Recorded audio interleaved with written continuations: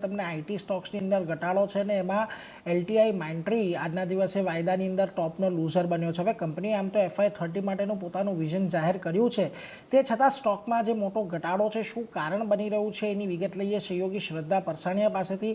જી શ્રદ્ધા, જણાવો LTI માઇન્ટ્રી investor day update શું અને કેમ ઘટાડો આપણે જોવા મળી રહ્યો છે?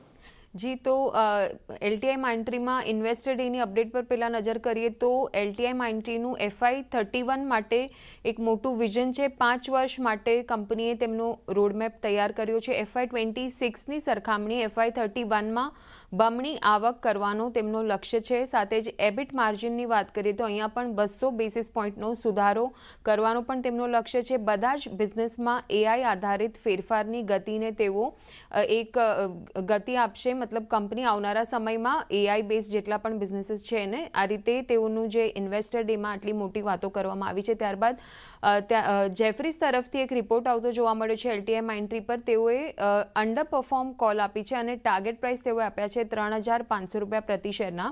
તેઓએ રિપોર્ટમાં જણાવ્યું છે કે એઆઈ ક્લાઉડના લીધે જે ટ્રેડિશનલ આઈટી સર્વિસીસ છે ત્યાં તેની આવકમાં 25% જેટલો ઘટાડો આવતો જોવા મળી શકે છે બીકોઝ ઓફ એઆઈ। અને જ્યારે એઆઈ એડ્રેસેબલ માર્કેટનું વિસ્તરણ કરી રહ્યું છે ત્યારે સામે નવા બિઝનેસ મોડેલથી એક્ઝિક્યુશન રિસ્ક પણ અહીંયાથી હાયર સાઇડ પર જોવા મળી શકે છે।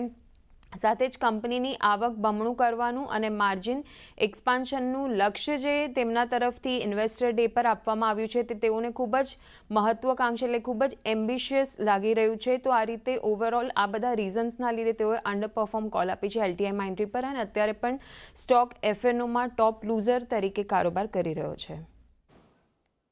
એટલે જો અહીંયાથી ખાસ કરીને આ બધા કારણો છે સારા એવા અહીંયાથી તમને